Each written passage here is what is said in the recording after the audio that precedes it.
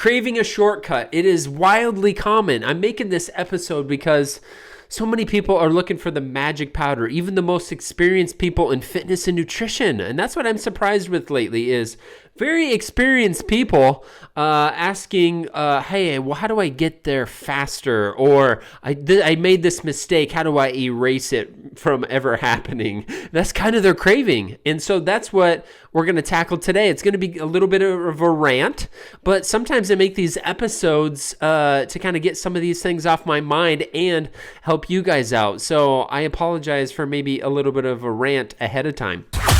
This is the game of food. This is the game of food. We're helping real people get real results with delicious food. Real food. Live from Spencer's home studio, podcasting to the world. This is Game of Food. And here's your host, Spencer Frederick.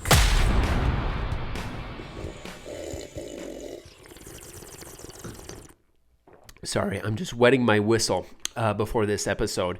But what I'm talking about today is even very experienced people looking for shortcuts, magic powders, magic little secret things that I have in my head. And this is coming from some very experienced people in the nutrition field. Like, it surprised me. And they know they kind of made a mistake, but it helped me relate to people I work with, my clients, people close to me, family, friends, and people that just reach out for help with questions and stuff like that. It reminded me of everybody. And even the best of the best are going to have these cravings for some sort of shortcut, cravings for what's that secret sauce that you have? If they're asking me, I know there's other people out there that might get these questions, but if they're asking me, it's like, Spencer, what's that secret sauce? Do you have the plan? Do you have the details it takes?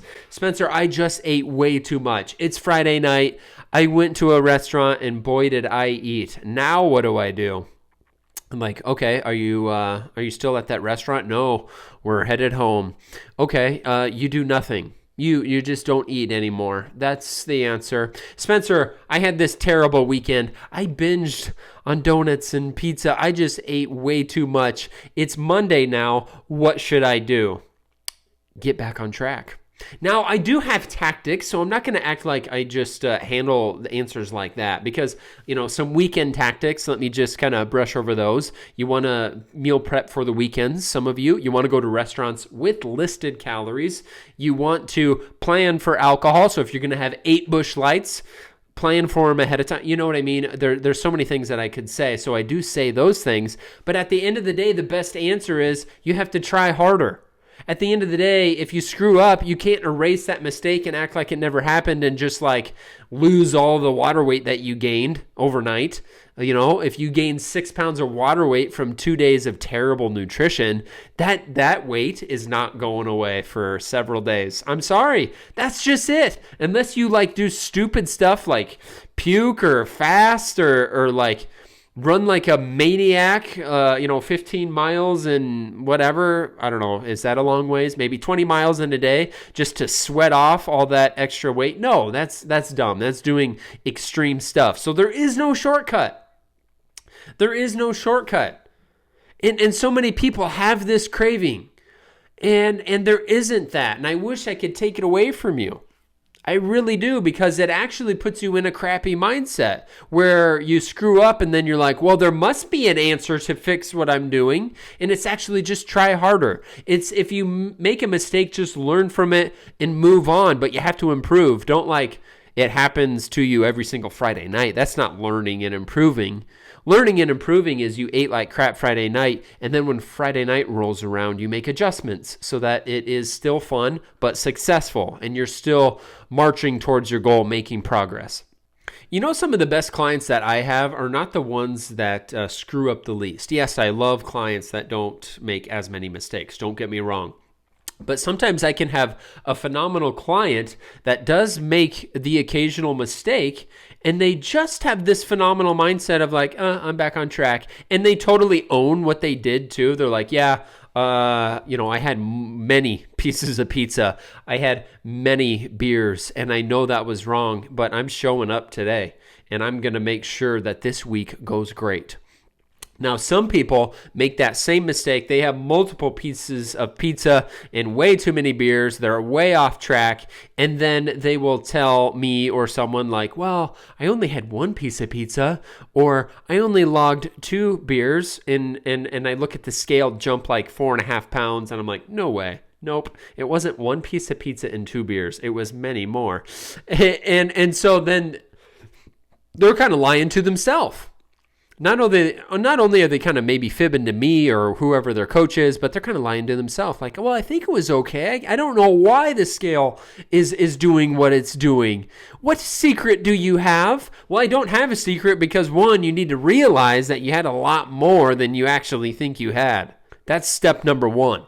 And now I'm thinking of another quote like, well, I've lost a lot of weight and I still want to lose, another 15 pounds. But boy, I want to be social. I'm not sure if I can reach that goal and be social. Well, don't put that language over your head. Well, how do I do that? Well, you still have to make some of the same choices that you made to lose a bunch of weight. It's going to be the same plan to lose the next 15 pounds. Definitely. You increasing socializing and going to more restaurants and eating more desserts and drinking more alcohol does make it harder. That is a no-brainer, but you are in a fog like, well, I'm not sure what's happening. What secret sauce is there? Is there something I can do right away in the morning to make the calories not count anymore? Oh no.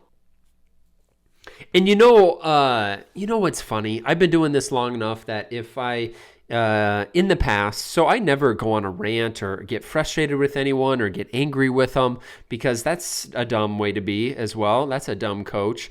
And so I never do that. But I always try to bring things to light. I try to bring awareness to their thoughts and some language that they need to change. And sometimes when somebody says, hey, I am off track, I am not doing well, what should I do? What kind of tips do you have for me, Spencer? What do you have?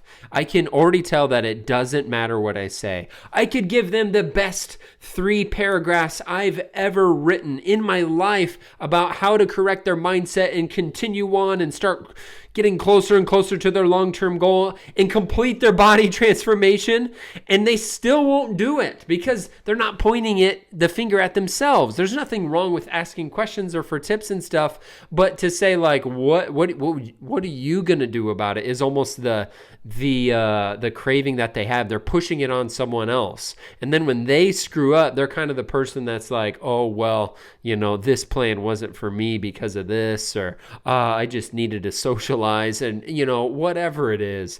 It's these stories, it's these cravings for shortcuts that are actually hurting you and not getting you all the way back to your goal. Or in some cases, there'll be people that never ever make any progress because of this. It's the work that you need to put in.